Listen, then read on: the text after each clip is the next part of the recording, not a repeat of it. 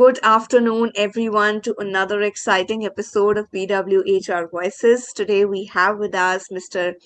Jaikrishna B, President and Group HR, Amra Raja Group. So we welcome you on board. It's a pleasure for us to be speaking with you. Same here, Sugan. Thank you so much for this opportunity for the interaction. Thank you so much, sir. So today's interaction is basically based on performance evaluation within the companies. So the topic of discussion is boosting performance and how training for optimal one-on-one meetings, drives productivity within any organization. For those of all who just need to understand the crux of today's conversation and what exactly, we will be laying out in form of emphasis on this topic, well, one-on-one meetings are pretty essential aspect of everyone's communication and collaboration within any organization. These meetings, they provide an opportunity for managers and their respective team members to connect, align goals, provide feedback, and address any challenges or concerns. Now, however, many organizations, they often overlook the significance of training and optimizing these meetings for maximum productivity and positive outcomes. So here's the lag. Now, in today's discussion, we will explore the concept of boosting performance through training for optimal one on one meetings. It will highlight the benefits of well structured and purposeful meetings, discuss key strategies to enhance productivity during these sessions, and provide insights into the skills and techniques that can be developed, for driving better outcomes. Now, sir, my first question straight away, what are the key elements of training that can help managers conduct optimal one on one meetings to boost employee performance and productivity? And in your words, we would also like to understand the significance of such meetings as to why such meetings need to be held regularly. Sure. Thank you, Sugan. That was a brilliant start that you made. Thank you, sir. Optimal one-on-one meetings. Yeah, this is definitely a need of the hour. It was always been need of the hour, but the fact that this realization is increasing much more, which is very good. Okay. Optimal one-on-one meetings is typically a challenge for leaders or managers, as there is tremendous amount of challenge on their own bandwidth to deal with multiple team members. Okay. But having said that, it's important to boost performance and productivity of your individual team members so that collectively as a team, the team is at a high level of productivity. Now, the whole relationship, according to me, Sugan, has to be a partnering relationship. And it should not be based on, say, who is superior. While there is a superiority from a hierarchy perspective, let that stay there. But most importantly, the manager has to create a partnership relationship there and not necessarily from a superior subordinate relationship. I would even say it is not just managership. It has to be leadership in action and behavior. You might be a manager from an administrative standpoint for an employee who reports into you immediately, but you need to play actively the role of a leader, which is influencing and inspiring. So every one-on-one meeting are you making yourself inspirational to look up to and therefore enhance the performance of your individual employee is critical. And let me say towards this a couple of key elements that I would like to emphasize, since you asked about boosting performance and productivity. The first thing is every one-on-one meeting, am I as a leader, as a manager, doing enough preparation in advance for that meeting? Okay. That's the biggest and the best start, according to me, that I believe should be preparation in the sense, what am I going to talk in that one-on-one meetings? And am I going to list down the list of things that I expect out of that discussion? Am I prepared enough to foresee what the employee might want to ask me? And therefore, do I have the adequate responses for that meeting? Do I have all the critical highlights of that employee where I want to, point it out and appreciate the employee during the course of the meeting? So there Okay. has to be this preparation as one element, which is important to be trained also, right? So that was one. The second aspect that what you are doing just now, the Mm-hmm. manager should be doing in terms of active listening, a very critical element on boosting performance and productivity. The employee should feel that my manager, my leader, is actively listening to what I am saying, and that listening itself is the reward. Okay. Mostly managers and leaders miss out on this point, are sometimes in a hurry to express their point of view and not necessarily listening to the point of view of the employee. So that Okay. that would be one element. The other element, which I said as part of the preparation, and I would believe is critical, is feedback and recognition.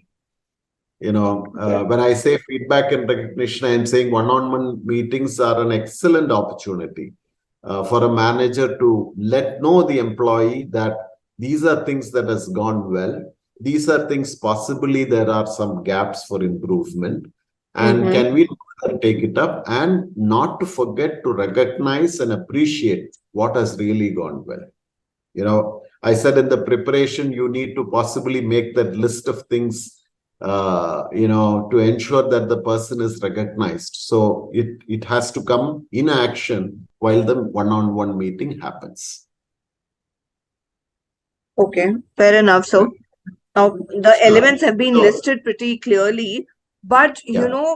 in your view, do you think such optimal meetings reap out fruits in terms of um, screening an employee's performance and giving them feedbacks of their performances as well? Come again, Sugan. I want to understand that such meetings, you've categorically listed few elements that how can Right. managers be trained on such meetings. But in Sure. your view as a leader, do you think when it comes to performance or appraisal meetings, kind of meetings, so these one-on-one optimal meeting with the managers will reap in fruits in their productivities as well? Sure, very much. In fact, that's what I said. Irrespective of the number of people that you have in your team, the amount of time that you invest on these one-on-one meetings are golden, and that should not be given away. While you will have team meetings, that would not be enough. It's important to invest that one-on-one meetings and cover these elements. I mean, all that I listed are three start elements. In fact, there are various other things. In that meeting, you need to also focus on the development and growth of the individual. The manager should come across in terms of helping the employee on problem solving. There will be challenges at the employee side. Now, are you helping on that problem solving? More like what I said, a partnership, as a Okay. partner. You need to be flexible and adaptable based on what each team member is. Sugandh will be in one style, Jaikrishna will be another style, X and Y, Z will be in different styles. So, as a manager, you should be flexible and adaptable and able to use the situational leadership accordingly. Okay. That's important. Then, how are you building follow up and accountability with each individuals? This is also important. So, Sugandh, definitely one-on-one meetings to me, I would say is golden, should not be missed out. And therefore, I might say, if you say you don't have enough time for all your team members, then look at your team size and see that you have a manageable team and have a manageable bandwidth. Okay. Well, the team size also needs to be put into scrutiny while you're thinking about having an approach of one-on-one optimal meetings with Sure. managers. Yes, very Correct. rightly Correct. said. Yeah. Now, how, in your view, can training help managers identify and address the potential performance gaps or challenges through effective questioning techniques and problem-solving discussions in such one-on-one meetings? That also, I feel, needs to be monitored or Yeah. given emphasis on, because as a manager, if you're asking a question to me which might sound derogatory to me, Mm. then it'll not reap out the fruits that you are actually investing in for. So how can such trainings help managers in your view? Right. So definitely training on problem solving methods has to be more from I would say, a coaching mindset. Okay. You as a manager or a leader should not be sitting there on problem solving to directly give solutions. If you directly give solutions, the employees will continue to come to you because you have already demonstrated to be a solution provider. It's like, you being the calculator. They feed in the problems to you, you give the answers. So where are you equipping the employee through the one-on-one meetings in terms of problem solving? So in the training, you need to equip managers to let them know how to do problem solving more from a coaching perspective. What do we do on a coaching perspective? In a coaching perspective, you never give solutions. You enable the employee to find out solutions by asking powerful questions, right?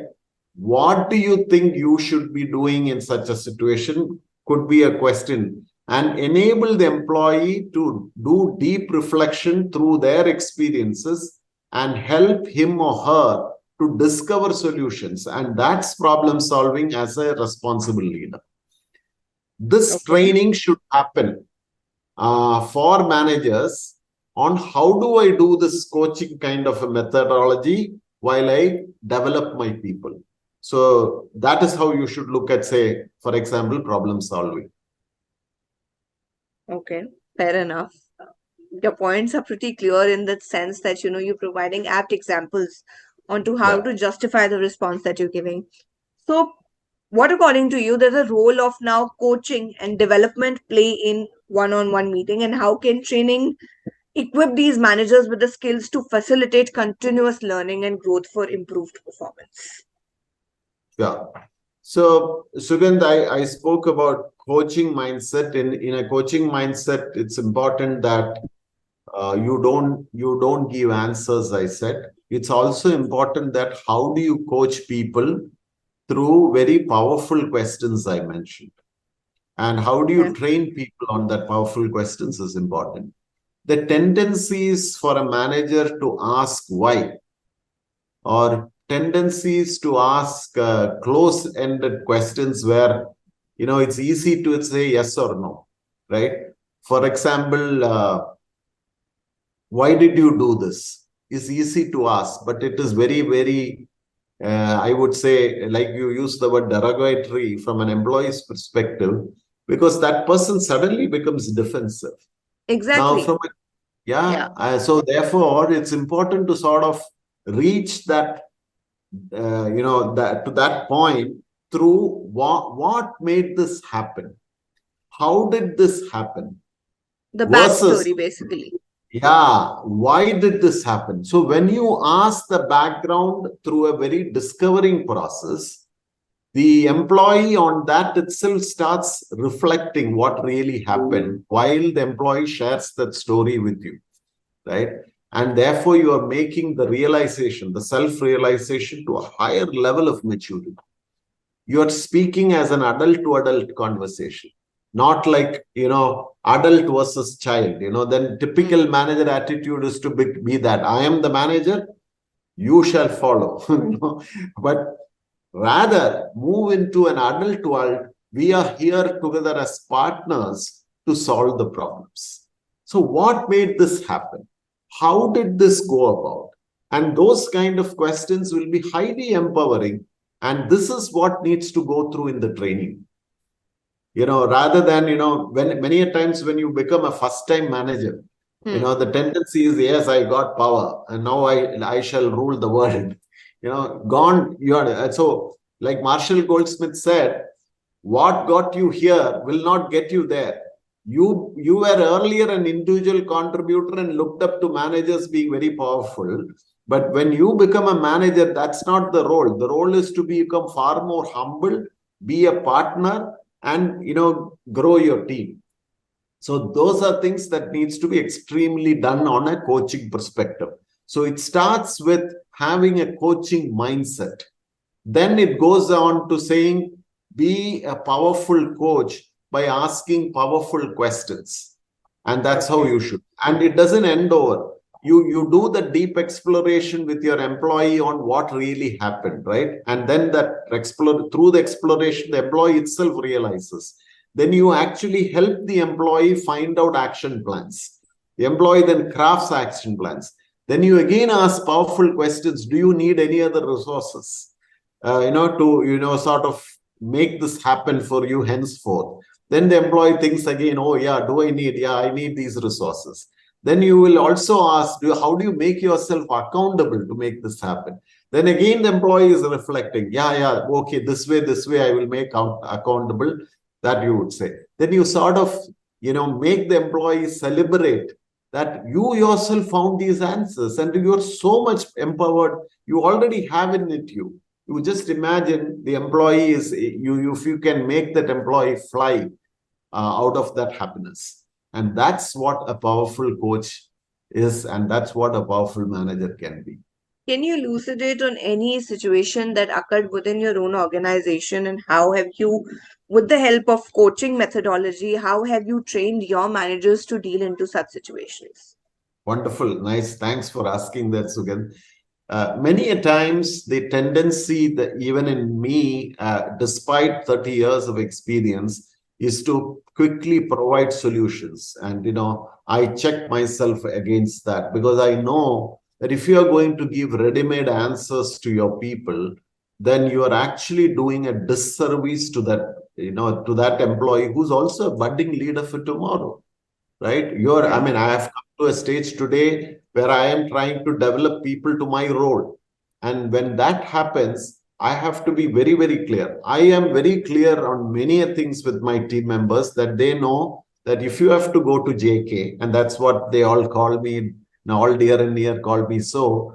So they say, if you have to go to JK, you better go with some 3 solutions, not just the problem, right? If your difficulty is to find solutions, you have to still think through. So I tell them, you are not coming to me for Only solutions problems. to your Yeah. problems. You come to me with proposals. And if you want to sound with me, we will partner together and see what is the best proposal that we can adopt. Maybe it will be a 4th proposal, but that's not because of me. That's because both of us sat together and found out a better option. They feel empowered. So many a times, the need is in me to cut the tendencies of giving solutions and always go through this what and how. Please avoid why. Don't question them and put them on defense. No, the methodology is quite interesting, and I mean, most of the leaders must also be putting it into force and action within their own organizational realms. But the point Sure. of thought, sir, here is how effective it is to put your employees into your shoes while they're coming out for solutions and help from you, considering you're the senior and you have an X number of experience. And while you're also making them accountable to reach out to solutions, but how can you drive them uh, to a visionary and sustainable solution which is in aligned with your company's ethos? That is also a very important aspect. I might have Yeah. thousands of solutions for the problem that I'm coming to you, but as an employee, because I'm not at the management level, because you've not made me clear of what the vision of the company is, I might not come to a conclusion which is in sync with the company's vision also. So how would you handle that?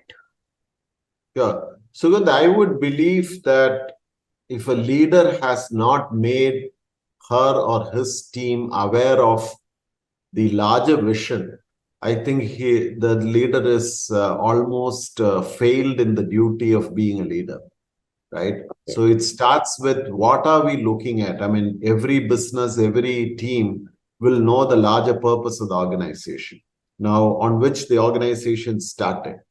And the organization has business, and that business has typically a 3-year marker or a 5-year marker as to where it wants to reach to as a business itself.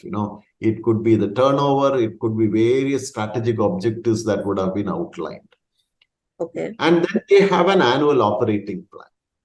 Now, the role of the leader starts with communicating and aligning your team to the larger purpose of the organization, the 3-year, 5-year goals, and what is the annual goals that we have to achieve. When that is started, and when you approach people with the coaching mindset and develop them on that way, they will only come up with solutions that are aligned to the larger purpose and the values and the ethos of the organization, right? For example, in our case, Sugandh, just for your understanding, Sure, sir. we have a larger purpose which talks about transformation, which talks about creating better access to people, more people all the time. This is the gist of what it is. And we are saying that any business that we do, any activity that do, it should have an impact ultimately in terms of transformation. It should be something better than ever before. So you are always constantly on continuous improvement. And we are in a way asking people that you should challenge status quo. You should in fact be a constructive rebellion. Now, these are things we have shared as expectations. Now, therefore, if somebody comes with saying, I don't know what to do, then, they know that that's not necessarily in line with the values. In fact, they are told to challenge. They are told to cut people, calling your managers by sir and madam and call them by first name. Now, all these are empowering cultures that you create, right? So when you do those continuously, and also role model, as leaders should role model all this. When somebody calls you by sir, madam, and all that, you should be able to tell within the system, please avoid that. Now, in fact, we reprimand senior leaders who don't correct more than telling employees. So we reprimand them, saying that we saw you in that situation that you are not necessarily correcting. New management trainees and GETs join our organization. One of the first gospels our chairman himself tells us, please don't call anybody by sir, madam. Right?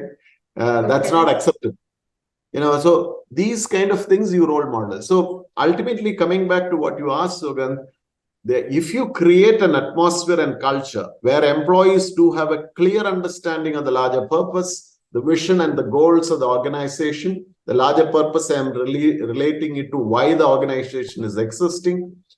The vision, I am talking about possibly a 5-year destination as to, or a 3-year destination as to, and the annual, I am talking about the financial year plans.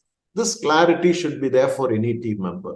And they should know the 5 values. In our case, it's the 5 values, which is about innovation, entrepreneurship, experiences, responsibility, and excellence that we have.